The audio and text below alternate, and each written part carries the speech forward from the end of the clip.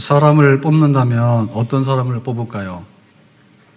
주로 뽑힘을 당해봐가지고 그래도 알잖아요.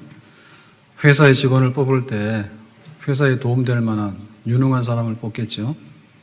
학교의 학생을 뽑으면 학업 능력이 있거나 또 학교의 명예를 높일 수 있는 학생들 뽑겠죠. 군대에서 장병을 뽑을 때는 어떻게 할까요? 자기 부대에서 임무를 수행할 수 있는 그런 육체적인 또 정신적인 그런 재능을 갖춘 장병을 뽑겠죠. 그러면 교인을 뽑으면 어떤 사람을 뽑을까요? 한번 소원을 말해보세요. 우리 교인들을 교회에서 받아들이는 거예요. 교인이라고 하는 것은 자기가 오는 게 아니라 교회에서 회원으로서 이렇게 가입시켜야지 교인이 되는 겁니다. 그러면 우리 마음이거든요. 우리가 교인들 뽑을 때 만약에 세상적인 조건으로 뽑으라면 어떻게 뽑겠어요? 지금은 예수 믿어요. 그러면 다 되는 거예요. 돈 많은 사람 뽑자. 그 다음에 권력 있는 사람 뽑자. 그 다음에 많이 배운 사람 뽑자. 그 다음에 굉장히 귀족이나 상류층에 속한 사람 뽑자. 그 다음에 잘생긴 사람 뽑자. 건강한 사람 뽑자. 그리고 밥도 잘 사고 커피도 잘 사는 사람을 뽑자. 그래야 되겠죠. 와가지고 늘 대접받으려고 내놓으라고 그러고 맨날 아파가지고 아프다고 징징거리고 가난하다고 그래서 징징거리고 그러면 사실 우리가 생각해 볼 때 좀 그렇잖아요. 그러면 하나님께서는 어떤 사람들을 교인으로 뽑을까? 고린도 교회 교인을 이런 사람을 뽑았다 그럽니다. 오늘 말씀에 26절인데 26절을 보겠습니다. 형제들아, 지금 바울이 고린도 교회에다 편지할 때 고린도 교인들을 형제라 불러요. 고린도 교인들아, 너희를 부르심을 보라. 하나님께서 너희들을 불렀어. 그랬는데 어떻게 불렀느냐? 선택을 했는데 육체를 따라서 내가 세상적인 관점에서 고린도 교인들 어떤 사람인가를 한번 볼게 라고 하는 얘기인데 육체를 따라서 세상적인 기준과 세상적인 관점을 따라서 지혜 있는 자가 많지 아니하며 지혜라고 하는 것은 헬라 철학이죠. 헬라 철학의 지식에 능통한 사람이 많지 않아. 전혀 없는 건 아닌 것 같아. 근데 많지 않아. 능한 자가 많지 아니하며 능한 자라고 하는 것은 권력입니다. 정치적인 권력, 세상적인 권력을 가지고 있는 사람이 많지 않아. 문벌 좋은 자가 많지 아니하며 여기서 말하는 문벌이라고 하는 것은 가문입니다. 그러니까 자기의 신분이 상류계층의 기득권층에 속하는 사람이 많지 아니하며 라고 했어요. 그러면 고린도 교회만 그랬을까? 그러면 예수님께서는 예수님 주변에 어떤 사람들을 주로 불렀을까? 주로 부른 게 뭐냐면 아이들. 그래서 교회에도 보면 아이들이 많죠. 아이들은 비교적 때가 덜 묻어가지고 오라 그러면 오고 잘합니다. 그러니까 아이들이 많고 그 다음에 이제 여성들이 많았어요. 여자들. 옛날에는 이름도 없었잖아요. 그래서 파주댁, 타녀는 그렇습니다. 좀 타년댁 그럼 이상한데 하여튼 간에 이름도 없는 여자들을 예수님께서는 주로 많이 불러서 주변에 많았고 그 다음에 어떤 사람이냐면 세상에서 죄인이라고 표현했는데 이런 감옥 가는 죄인이 아니고 소외계층에 속하는 사람들입니다. 다시 말하면 권력도 별로 없고 그리고 이제 또 경제적으로 굉장히 빈곤하고 이런 사람들을 예수님께서 주로 불렀어요. 예수님께서 부르지 않은 사람은 어떤 사람이에요? 왕, 제사장, 서기관, 바리새인들 이런 사람 부르지 않았어. 그리고 오히려 그런 사람들이 나오게 되면 굉장히 책망을 받았습니다. 바리새인 너희들은 독사의 자식이다. 회칠한 무덤이다 해가지고 준엄하게 오히려 책망을 받았거든요. 그러니까 고린도 교회에 부른 사람들을 보면은 그 사람들하고 예수님이 부른 사람들하고 별로 차이가 없어요. 복음이 전파돼가지고 선교가 이루어지는데 처음에 이제 교회가 쓰게 되고 할 때 거기에 부름받아서 오는 사람들이 주로 누구냐라고 할 때 역시 똑같아요. 제일로 어렵고 또 소외된 사람들, 이런 사람들입니다. 그러면 하나님께서 이런 사람들을 불렀는데 그러면 다시 한번 말할 때 하나님이 부른 사람도 어떤 사람이냐? 27절에 이렇게 말합니다. 27절에. 그러나 라고 하는 말은 육체적인 세상적인 기준에 따르지 아니하고 하나님께서 세상에 미련한 것들을 택하사 그랬죠. 택했다라는 얘기는 선택인데 하나님의 선택은 뭐냐면 하나님이 몰라가지고 대충 해서 아무렇게나 받아들인 게 아니다. 그러니까 하나님께서 생각을 곰곰이 했는데 하나님의 주관적인 그리고 하나님의 독단적인 독자적인 결정이다. 그래서 여기서 말하는 선택이라는 얘기는 뭐냐면 하나님의 의지와 하나님의 목적과 하나님의 뜻이 반영된 선택이에요. 그러니까 하나님께서 깊이 심사숙고해서 고린도 교인들을 불렀어. 어떤 사람들? 미련한 것들. 미련하다는 얘기는 지식적으로 볼 때 굉장히 좀 많이 배우지 못한 사람들. 그 다음에 세상에 약한 것들을 택하사 그랬죠. 약하다는 얘기는 권력이 없는 사람들. 줄 세우면 끝에 가서 쓰는 사람들. 이런 사람들을 주로 불렀다. 다시 어떤 사람들을 불렀느냐? 28절에 다시 설명합니다. 하나님께서 세상에 천한 것들과 굉장히 그 존귀한 자리에 서 있는 뭐 인기가 많거나 알만한 사람들 이런 사람들 부른 게 아니라 천한 사람들, 멸시받는 사람들, 주로 손가락질 받고 대접을 못 받는 사람들 이런 사람들 뽑았다. 없는 것들을 택하사 명예도 없고 재산도 없고 이름도 없고 가진 것이 없는 사람들 이런 사람들을 하나님 택했다. 그랬죠. 그러면 오늘 이 말씀을 보면서 고린도 교회 구성원이나 우리 교회 구성원이나 별반 다를 바가 없어요. 그러면 이 구성원에 대해서 하나님의 부르심에 대해서 우리가 어떠한 소감이 있을까? 우리의 소감 굉장히 좀 다르구나. 굉장히 파격적이구나. 굉장히 좀 놀랍다. 어떻게 어느 한 공동체와 어떠한 조직을 구성하게 될 때 멤버를 부르는데 회원을 부르는데 그렇게 세상적으로 모자라는 사람들 불러가지고 도대체 뭘 하려고 하실까? 좀 놀랍다. 그런 생각이 들죠. 그리고 오늘 이 그 부르심의 그 요소들을 볼 것 같으면 굉장히 다행스럽다. 굉장히 감사하죠. 만약에 우리가 회사에 입사하기 위해서 지원하듯이 교회를 지원했으면 교회 들어올 사람 누구예요? 학교에서 명문학교예요. 그래가지고 이제 원서를 썼는데 거기에 아주 우수한 학생들을 뽑듯이 교회에서 아주 우수한 엘리트들을 뽑는다 그러면은 교인 될 사람이 누구예요? 건강한 사람들. 군대 가려고 그러면 건강해야 되잖아요. 정신적으로, 신체적으로 건강해야 되는데 건강한 사람들 뽑는다 그러면 과연 누가 교회의 문을 통과할 수 있을까? 돈 많은 사람들. 세상에서는 돈 없으면 아무것도 못 하잖아요. 밥을 줍니까? 뭐 극장회를 보내줍니까? 옷을 줍니까? 아무것도 안 주잖아요. 근데 교회에 들어올 때 재산 그 목록을 가지고서 재산이 얼마냐? 그걸 가지고 만약에 교회 문을 통과시켰다면 과연 들어올 수 있을까? 그러니까 이 구성원을 보면서 하나님의 부르심을 보면서 참으로 다행스럽다.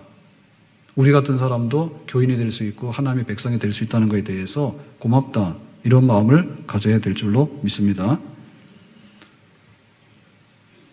우리나라의 역사를 보면 이화학교가 처음에 그 학생들을 모집할 때 굉장히 애로사항이 많았대요. 그래가지고 특혜를 줬는데 특혜가 뭐냐면 첫 번째는 등록금 없음. 두 번째는 기숙사 공짜. 그래서 우리도 할 말이 있어요. 그 시대에 안 태어나서 그런 거예요. 그러니까 여성들에 관해서 굉장히 공부할 수 있는 상황이 아니었기 때문에 학생들을 부르는데 애로사항이 있었어요. 그러니까 하나님의 복음이 전파될 때 그렇게 전파된 거예요. 인사동에 승동교회가 역사적인 가치가 있는 교회입니다. 인사동이 유명한데 그중에 승동교회가 가치가 있는 교회인데 그런데 이 교회가 원래 출발은 곤단골 교회라고 하는 교회에서 출발했는데 이 선교사가 설립을 했는데 선교사 이름이 사무엘 무어입니다. 그 무어 선교사가 이렇게 교회를 세웠는데 한 아이가 여기에 출석을 했어요. 근데 아버지가 나는 못 가지만 너는 교회를 가라. 그리고 가서 교회에서 글을 가르친다니 공부를 좀 해라 한 거예요. 근데 그 아버지가 어느 날 병이 걸린 거예요. 그게 콜레라가 걸려가지고 이제 사경을 헤매는데 이 아이가 부탁을 했겠죠. 선교사한테 우리 아버지 좀 살려달라고. 그랬더니 이제 고종의 주치의인 에비슨에게 부탁을 해가지고 콜레라를 고칩니다. 그래서 자기가 죽을 뻔했는데 병 나았으니까 교회를 안 나올 수가 없잖아요. 그래서 이제 자기가 교인이 된 거예요. 그 사람이 누구냐면 박성춘이라는 사람이에요. 근데 이 박성춘이 출신이 문제예요. 백정이에요, 백정. 그러다 교회에서 난리가 난 거야. 어떻게 백정하고 같이 앉아가지고 예배를 드리냐고. 우리는 못한다. 해가지고 이 곤단골 교회가 갈라집니다. 백정하고 같이 앉아있지 못한다 해가지고 홍문 서골 교회로 분립해서 나가버려요. 그래서 나중에 이 선교사가 이제 그러죠. 백정도 사람이다. 그러니까는 그리스도 안에서 하나님 백성 그렇게 하면 안 된다 해가지고 나중에 다시 합쳐요. 합쳐서 인사동에다가 승동교회를 세우게 되는 거예요. 그래서 이 백정의 아들, 박성춘의 아들이 누구냐면 박봉출인데 나중에 박서양이라고 이름을 개명을 합니다. 그래서 여기 교회 가서 글 배웠는데 이제 세브란스 이 의과대학을 들어가죠. 그래서 우리나라 최초의 서양 의사가 7명이 배출이 되는데 세브란스에서 그때 7명 중에 한 사람이에요. 백정의 아들이에요. 그러니까는 하나님께서 교회로 통해서 복음을 통해서 불러낸 사람들이 세상적인 기준으로 볼 때 굉장히 열악한 사람들이에요. 그럼 하나님께서 왜 이렇게 안 되는 일을 하실까? 세상 기준으로 볼 때 여기에는 하나님의 목적과 뜻이 분명히 들어있습니다. 오늘 29절에 보니까 하나님의 뜻은 이런 거라라고 얘기를 합니다. 29절에 보니까 이렇게 되어 있습니다. 이는 아무 육체라도, 그러니까 하나님께서 제일로 좀 부실한 사람들을 불러 모으는 이유가 있는데 그것은 아무 육체라도, 그러니까 세상적인 기준으로 볼 때 하나님 앞에서 자랑하지 못하게 하려 하심이라. 하나님 앞에 자랑 못하게 하려고 하는 목적 때문에 그런 거예요. 그러니까 많이 가진 사람, 많이 배운 사람, 외모가 좋은 사람, 건강한 사람을 불러오면 돼요. 근데 이 사람들이 와서 하나님을 무시하고 자기 자랑하게 되면 하나님께서 그걸 받아들일 수가 없어요. 하나님을 자랑하고 하나님을 높이고 하나님께 영광을 돌려야 되는데 좀 있다고 하는 사람들이 그렇게 못하기 때문에 하나님께서는 부득불 그렇게 할 수 있는 부족한 사람들을 불러 모았다라고 하는 거죠. 그러니까 우리가 여기서 생각해야 될 것은 뭐냐면 우리 속에 하나님의 부르심에 대해서 고마운 마음 가져야 되겠고, 그러니까 세상적인 육체적인 기준으로서 나는 돈 없어서 못해, 나는 건강하지 못해서 못해, 나는 배우지 못해서 못해, 나는 잘생기지 못해서 못해, 나는 부모가 금수저가 아니라서 못해, 나는 상류 계층이 아니기 때문에 못해라고 하는 것을 없이 하라는 말입니다. 하나님께서 원하시는 건 뭐냐면 하나님만을 자랑하는 거예요. 하나님만을 자랑해야 되지 우리가 자랑할 수 없는 거죠. 하나님은 천지만물을 지으신 창조주다 그랬어요. 하나님이 지은 세계가 너무나 커요. 하나님 너무나 크신 분이에요. 그러니까 우리는 그 하나님 앞에 쓸 때 뭐라고 했는가 하면 풀의 꽃과 같다. 우리 사람들의 모습이 청년의 때가 전성기입니다. 청년들은 웬만하면 다 멋있어. 그래서 시집장가도 잘 가는 거예요. 그런데 사진을 찍어보면 거짓말 안 하죠? 10년이 지나고 10년이 지나게 되면 사진을 보면 알잖아요. 사진을 보는 게 아니라 나중 되면 뭡니까? 머리카락도 빠지고 아픈 데도 생기고 참 인간의 영광이라는 것이 보잘것이 없어요. 그러니까 하나님께서 우리를 불러 모으실 때 자기 자랑 좀 안 했으면 좋겠다. 자랑할 것이 없다, 이 인간이. 그런데 자랑한단 말입니다. 그러니까 하나님께서 부득불 자랑하지 않는 조건이 모자라는 사람이라도 부를 수밖에 없다는 얘기죠. 너희는 흙이니 흙으로 돌아가라 그랬어요.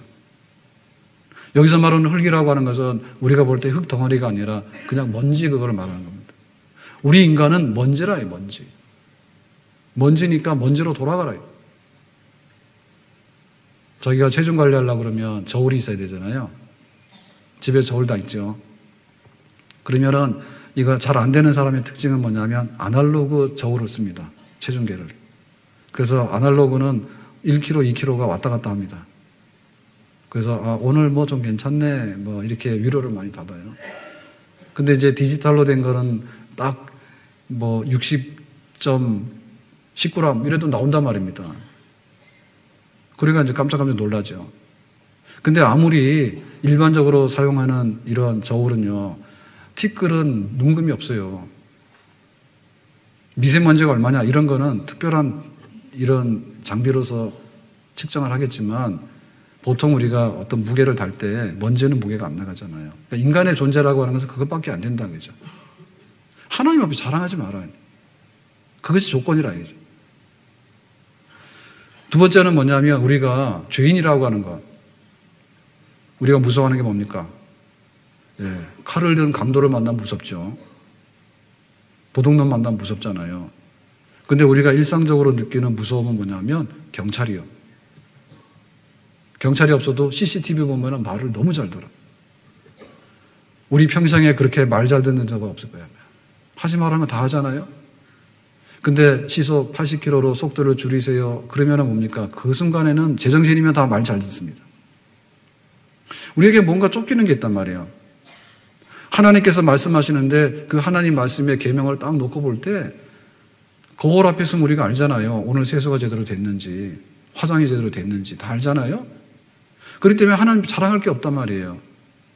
계명은 10계명이지만 그런데 주의를 거룩하게 지키세요. 교회 갔다 왔는데 그런데 예배 드릴 때 뭐 했는데 졸았어. 예배 드릴 때 뭐 했습니까? 내가 원수를 갚아야 되겠다고. 그 계산만 하고 있었던 거야. 예배 시간에 걱정만 했던 거예요. 내가 이거 안 되는데 어떻게 해야 되지? 걱정하고 예배 시간조차도 그러니까 하나님 옆에 쓸 때 우리가 잘했다 할 것이 별로 없다는 얘기죠. 자랑하면 안 되잖아요. 오라 나는 공간 사람이로다.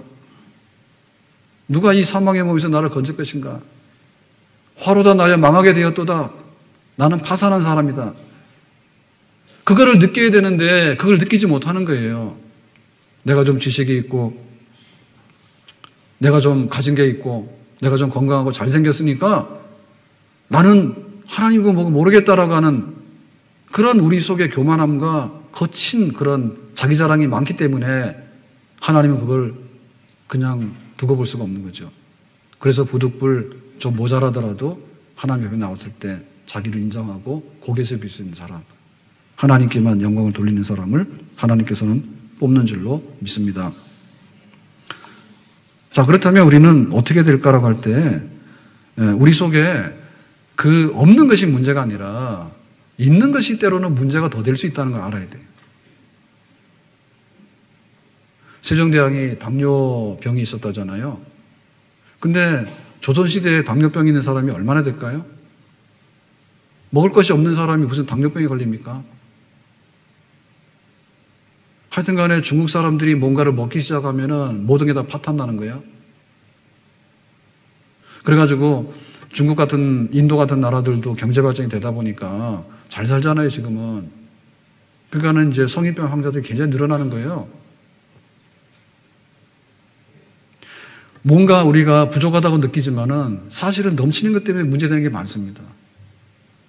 하나님 옆에 나올 때 너무나 많은 것을 가졌기 때문에 나오기 싫은 거예요. 나오더라도 진짜 교인 못 되는 거예요. 제가 옛날에, 아주 옛날에, 지금 괜찮아요. 그래서 손잡아도 괜찮습니다. 근데 오른손 손바닥에 무좀이 있었어요. 옛날에. 그러나 이거를 무좀인지 몰랐다 아니에요? 그 대학병원을 갔는데 어느 대학병원에서 그러더라고. 이거는 스트레스 오는 한포진이래. 그래서 평생도 갈 수 있다 하더라고. 그래서 포기한 거예요. 물집도 잡히고 예를 들면 껍질도 벗겨지고 그런. 그래가지고는 90년, 91년 제가 역삼동에 그 교회, 충격교회 있을 때 강남에서 이제 피부과를 또 간 거야. 그랬더니 접수를 안 하는 거예요.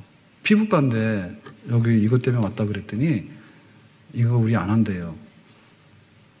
그래야 피부 미용이나 피부 뭐 하는 거 있죠. 그거만 하는 데인가 봐. 몰라가지고. 그래서 또 포기한 거예요. 두 번째. 한 번은 대학병원 가가지고 포기했고, 한 번은 동네 병원 갔는데 강남에서 접수를 안 하더라고. 이거 우리 병원에서 안 한다. 그래서 포기하고 살았는데 어느 날 그 한국은행에 그 예배 인도하러 갔는데 강남 지점이 있어요. 역삼동에, 역삼역 거기에. 그래가지고 이제 예배 드리고 딱 나오는데 그 앞에 또 병원이 있더라고. 그래서 이제 또 한 번 가봤어. 갔더니 거기 피부과인데 의사 선생님 그러는 거예요. 저보고 막 뭐라 하는 거예요. 굉장히 직선적이더라고. 젊은 사람이 게을러 터져가지고 무좀도 못 고친다고. 그래서 제가 이게 무좀인지 그때 처음 알았어요. 그래서 무좀을 약을 먹고 이렇게 좀 해야 되는데 그거를 안 다스리기 때문에 못 고치는 거라고. 그래가지고 약 먹고 깨끗하게 나았어요. 피부과 너무 많은 거예요. 그럼 못 고치는 거예요. 교회가 그 모양이라니까요. 하나님께서 잘난 사람들, 가진 사람들을 다 불러 모을 수 있잖아요. 근데 자기가 너무 많아가지고 받아들이지 못하는 거예요. 굶어 죽는 사람 많은데 사실은 비만으로 인해가지고요, 또 병나서 죽는 사람 더 많습니다. 세상에 먹을 양식이 없는 게 아니라 나누지 않아서 문제란 말이에요. 학력도 너무 많이 배워서 문제예요. 대학을 나오게 돼서 자기가 맞는 거기에 직종에 들어가려고 그러면 한 20% 정도가 적정하다는 얘기를 제가 들었거든요. 근데 우리나라는 한 95%가 대졸이요. 꼭 대학 나와야 대학 나온 가치가 없는 거예요. 그러니까 석사하죠. 나중에 박사하죠. 그래서 환경미화원을 뽑는데 박사 출신도 박사 아니라 해서 환경미화원 들어간다 하잖아요. 학력 때문에 난리예요. 그래가지고 지난번에 연예인들 막 학력 위조 해가지고 막 뉴스 나올 때 유명한 연예인 중에 한 사람이 자기 이대 출신이라고 평생 그랬잖아요. 근데 알고 봤더니 이대 출신 아니지. 이대 출신이요 그러면은 거기에 사람들이 굉장히 알아주니까 하여튼 간에 한번 그래가지고 그렇게 돼버린 거예요. 스님들도 난리요. 강남에 능인 선원이라고 있는데 거기에 이제 그 사찰이 굉장히 번창했거든요. 근데 그 설립자가 누군가 하면 서울공대 중퇴한 해직 기자다 해가지고 강남 사람이 많이 몰린 거야. 그래서 나중에 막 이게 학력 이게 허위다 해가지고 막 하는데 보니까 이 스님도 걸렸어. 그래서 서울대학 들어간 적이 없대. 고등학교 고졸인데 어떻게 기자시험 쳤더니 기자시험 돼가지고 해직된 거예요 나중에. 서울대 없는데 스님이 서울대 중퇴했다 해가지고 또 난리가 난 거예요. 사람들이 그거 보고 온 것 같아. 요즘에 굉장히 유명한 스님 중에 한 분은 하버드 출신이라더라고. 그래서 제가 엊그제 이거 하면서 찾아봤거든요. 그랬더니 하버드에서 종교대학원 석사를 한 건 맞는데 원래 학부는 버클리도 유명한 명문학교죠. 버클리에서 영어 하다가 그 다음에 이제 이렇게 불교로 관심 가져가지고 하버드 석사하고 나중에는 뭐 프린스턴에서 박사를 했대. 하여튼 간에 그것 때문에 그런지 모르지만 굉장히 인기가 있어. 그냥 산속에 있는 스님이다 그랬으면은 아마 또 사람들이 또 그렇게 관심 안 가졌을지도 모른다고. 그러니까 하나님의 속사적인 그렇단 말이에요. 그래서 우리에게 있어서 하나님 앞에서 우리가 부름받은 것에 대해서 세상적인 기준으로 부름받은 것은 아니다. 그러면 뭐냐? 하나님이 목적이 있어서 우리를 불렀다. 그럼 뭐냐? 하나님의 목적에 맞게끔 처신해야 될 거 아니에요. 하나님의 자녀가 되고 교인이 됐으면 우리 인생의 첫째 목적이 뭐냐 할 때 하나님으로 즐거워하고 하나님께 영광을 돌리는 겁니다. 하나님을 자랑하는 거예요. 우리 마음속에 그게 나와야 되는 거예요. 그러니까 우리 속에 하나님을 자랑하려고 뭐냐면 나는 못난 사람이고 나는 가난한 사람이고 나는 병든 사람이고 나는 낙오된 사람이고 나는 부모도 별로 도움이 안 되는 사람이고 라고 하는 이런 패배의식이나 모자란다는 의식이 우리 속에 있으면 안 돼요. 우리의 출발은 그러했어요. 그런데 하나님께서 목적이 있어서 우리를 그렇게 부르셨기 때문에 우리가 그걸 떨쳐야 되는 거예요.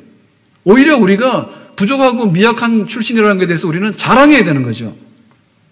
사도 바울이 그랬습니다. 자기가 이제 선교사로서 헌신하는데 몸에 질병이 있어가지고 사탄의 가시라고 너무나 괴롭고 힘드니까 하나님 이 병을 고쳐주시면 내가 더 훌륭한 선교사가 되고 더 많은 일을 하겠습니다 했더니 하나님께서 안 된다 했죠. 바울은 몸에 병을 달고 살았어요 평생에. 그런데 약할 때 강해지게 되고 또 자기가 병이 있을 때 더 겸손해지게 되고 그러니까 바울이 불편했지만은 신약 성경을 더 많이 쓰게 되고 또 능력이 더 많이 나타나게 되고 그리고 처음부터 끝까지 시종일관 겸손하게 되고 바울을 바울되게 했던 것은 뭐냐면 바울의 약한 것 때문에 그렇습니다. 그래서 바울이 자기의 약한 것들에 대해서 처음에는 부끄럽게 생각하고 이것 때문에 나는 일 못해요라고 핑계거리였는데 오히려 진실을 알고 나니까 이것 때문에 능력이 있고 이것 때문에 은혜가 있습니다. 바울이 이렇게 바꿨죠. 그래서 우리 교인들은 세상적인 기준으로 볼 때 분명히 탁월한 분들이 별로 많지는 않아요. 근데 우리 속에 뭐냐면 오히려 부족한 우리를 불렀으니 나는 자랑스러운 하나님의 자녀가 됐고 나에게는 그것이 오히려 자랑이 되고 나는 오히려 이걸 통해서 나에게는 긍지가 있다. 내가 이렇지 않았으면 과연 하나님 앞에 나왔을까? 내가 너무나 넘치게 잘났으면 와서 기도했을까? 그리고 넘치게 잘났으면 교회 와서 봉사하더라도 자기 자랑할 거 아닙니까? 나 노래 잘한다. 나는 헌금 많이 한다. 나는 건강하다. 나는 잘생겼다. 그것만 할 거 아닙니까? 그런데 그렇지 않게 되게 한 것은 오히려 우리 속에 약점이지만 그러나 하나님께 오히려 감사할 조건이 되고 우리 마음속에는 하나님을 더 섬길 수 있는 그런 겸허한 마음으로 우리 속에 다가오기 때문에 하나님 앞에 고맙게 생각해야 될 줄로 믿습니다. 하나님의 은혜로 있을 데 없는 자 왜 구속하여 주는지 난 알 수 없도다. 아멘. 하나님께서 왜 좀 부족한 사람인 나를 부르셨는가에 대해서 오히려 내가 그런 연약함과 부족한 점이 있었기 때문에 하나님의 자녀가 되고 하나님께 감사하고 하나님의 이름을 높일 수 있는 사람이 된 거에 대해서 우리는 더 긍정적으로 생각하고 고맙게 생각해야 될 줄로 믿습니다. 그 다음에 우리가 해야 될 일은 뭐냐면 하나님께서 부족하고 미련한 우리를 불렀기 때문에 우리가 좋은 마음도 가져야 되지만 실제적으로 하나님의 지혜로 바꿔야 되고 하나님의 능력으로 바꿔야 됩니다. 아멘. 골리앗을 이긴 게 누굽니까? 다윗입니다. 골리앗이 키가 큽니까? 다윗이 키가 큽니까? 골리앗이 크죠. 그러면 골리앗이 무기를 제대로 가졌습니까? 다윗이 무기를 제대로 가졌습니까? 골리앗은 완전 무장했어요.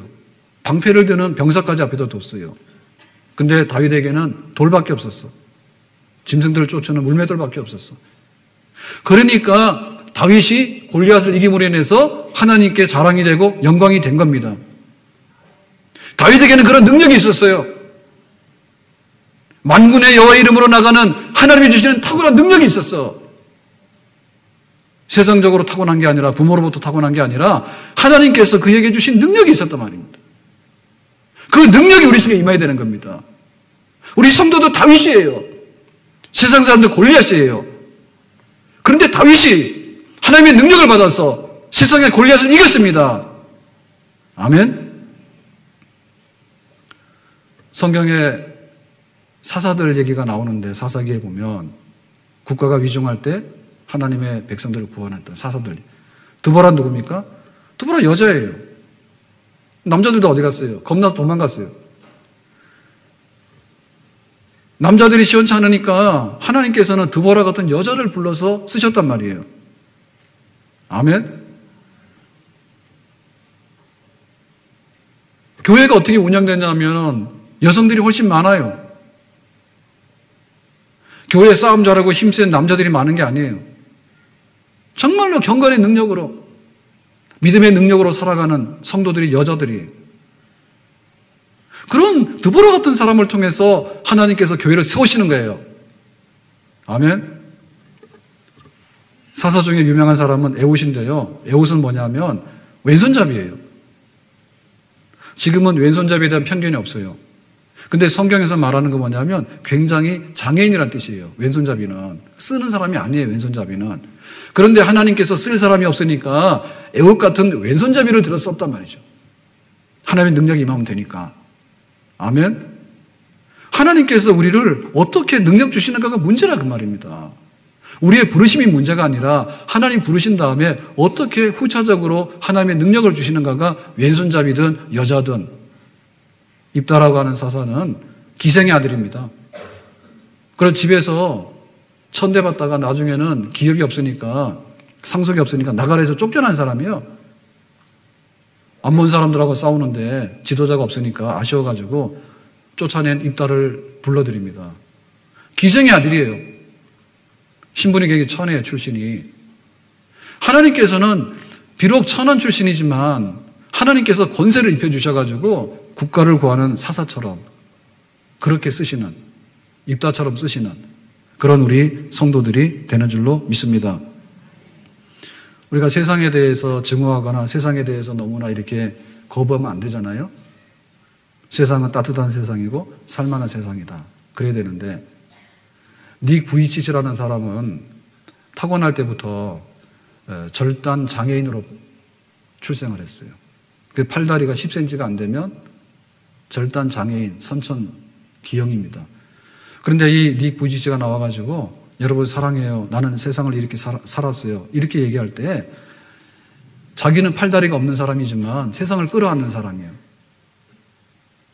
그래서 우리가 어떻게 은혜를 입는가에 따라서 우리 가정도 끌어안게 되고 우리 이웃도 끌어안게 되고 이 세상을 끌어안는 사람이 되는 줄로 믿습니다. 지금 집 밖에 안 나온 사람 너무 많아요. 혼자 밥 먹는 사람 너무 많아. 이웃에 대해서 미워하는 사람 너무 많아. 가서 싸우고 시비고 불만하고 국가를 원망하고 부모를 원망하고. 그런데 자기는 장애인으로 낳지만은 세상을 품을 수 있는 사람이잖아요. 믿음의 거인이잖아요. 하나님께서 은혜를 주시면 나의 삶을 품고 우리 가정을 품고 교회를 품고 세계를 품을 수 있는 믿음의 거인들이 될 수 있는 줄로 믿습니다. 성경에서 헌금을 제일 많이 한 사람 누구요? 두말할 것 없어요. 두렙돈을 가진 과부예요. 두렙돈이라는 것은 지금으로 말하면 한 3, 4천 원밖에 안 되는 거예요. 이건 돈도 아니에요. 그런데 부자들이 와서 연보를 하는데 이제 은화를 넣지 않습니까? 땡글한 하잖아요. 근데 예수님께서 주목하셨어. 두렙돈을 헌금하는 이 과부를 칭찬하셨어. 저 사람은 전 재산을 넣었다고. 지금 그렇게 해서 교회가 세워져 가고 있습니다. 돈 많은 사람들이 쓰고 남아가지고 막 쓰는 게 아니라, 헌금하는 게 아니라 자기의 전 재산과 자기의 생명과 피를 짜가지고 헌금하고 물질로 섬기고 몸으로 섬기는 성도들로 인해 가지고 교회가 세워지고, 그러니까 세상에 대해서 하나님은 자랑을 하는 거예요. 봐라, 너희들은 그런 일 안 하지.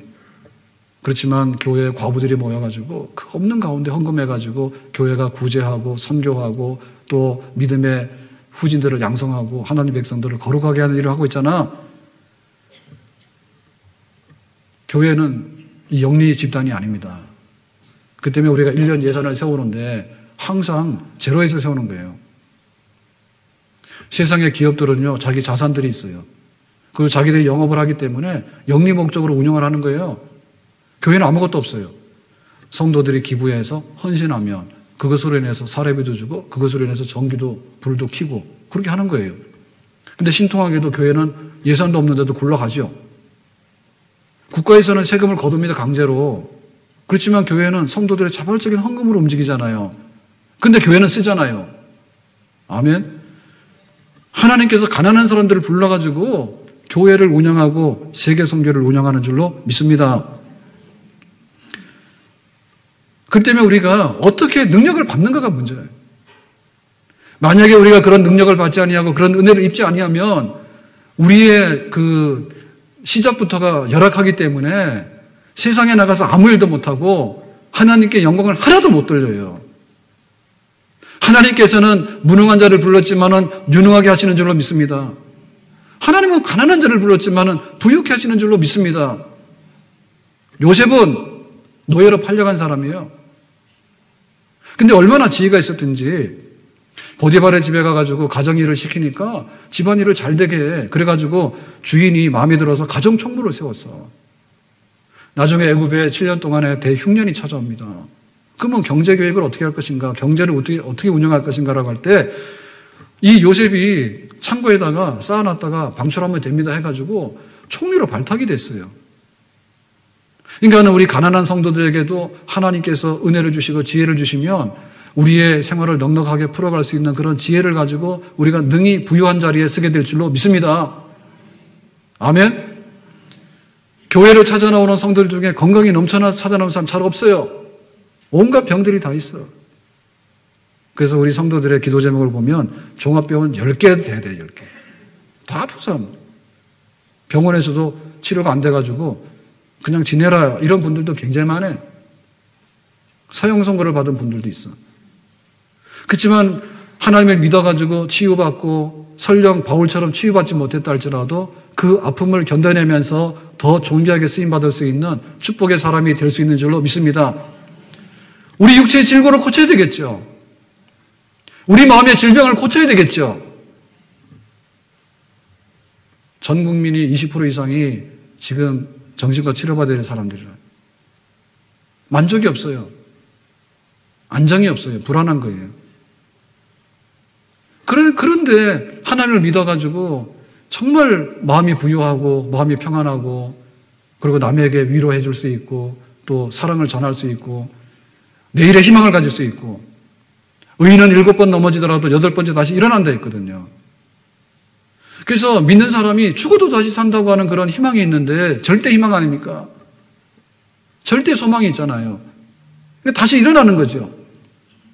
우리 성도들은 정신적으로 피폐한 게 아니라 비록 피폐한 상태에서 우리가 교회를 찾아 나왔다 할지라도 정신적으로 부유해지게 되고 영적으로 부유해지게 되고 천국을 알게 되고 하나님 나라의 영광을 알게 되는 영원히 잘 되는 사람인 줄로 믿습니다.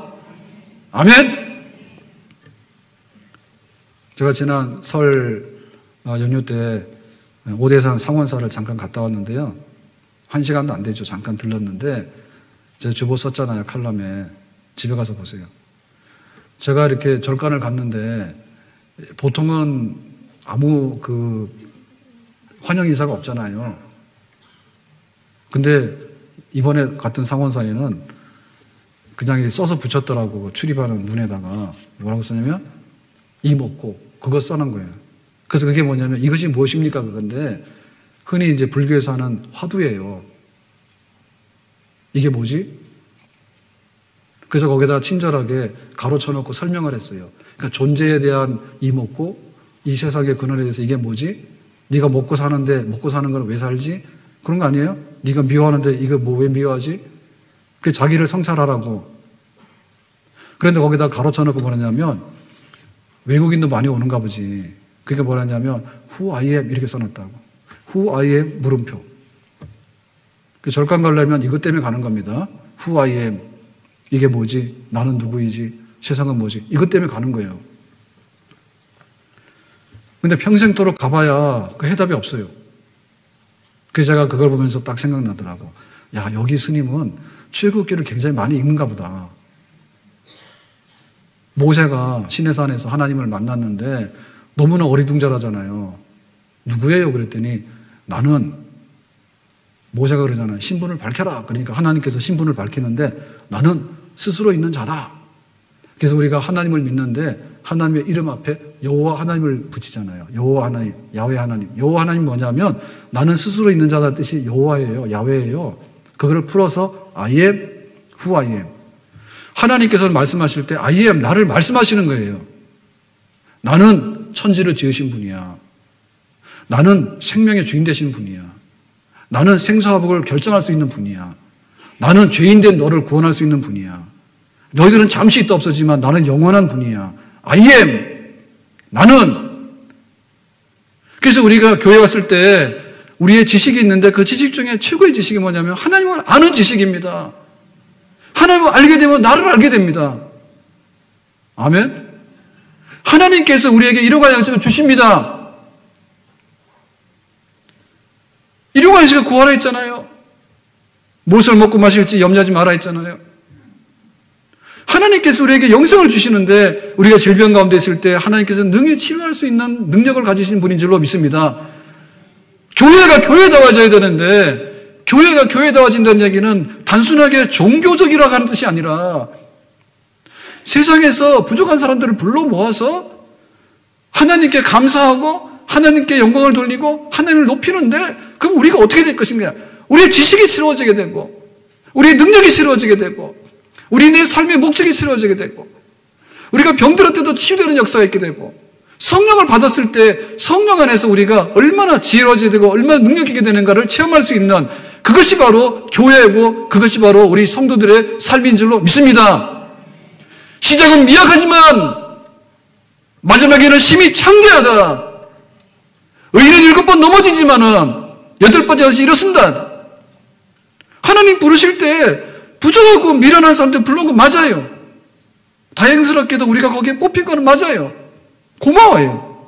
그렇지만 우리가 영원토록 무지하고 영원토록 무능하고 영원토록 가난하고 영원토록 정말 병들고 영원토록 진리가 뭔지를 몰라가지고 하나님 뭔지를 몰라가지고 헤매다가 끝나는 인생이 되지 않도록 하나님께서는 교회를 부유케 하시고 존귀케 하시고 영광스럽게 인치신 줄로 믿습니다. 아멘. 교회가 깨어나야 된다 얘기죠. 우리 성도들이 깨어나야 된다 얘기죠. 하나님의 목적을 이룰 수 있도록 하나님께 감사할 수 있도록 하나님께 영광을 돌릴 수 있도록 지렁이 같은 너 야곱이지만은 하나님이 은혜를 주시니까 이가 날카로운 새 타작 기가가 됐다 했지 않습니까?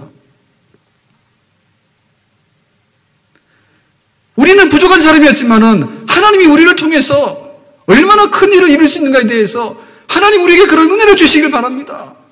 교회는 낙오자의 집단이 아니고 교회는 패배자의 집단이 아니고 교회는 소외된 사람들의 집단이 아니고 그렇게 시작했을지는 모르겠으나 하나님의 은혜가 있기 때문에 성령의 역사가 있기 때문에 하나님께서는 하나님 백성들을 반듯하게 고치시고 회복하셔서 영광을 받으시고 세상에 자랑하는 사람들에게 더 자랑이 될 수 있도록 하나님께서는 우리를 높이 세우시는 줄로 믿습니다.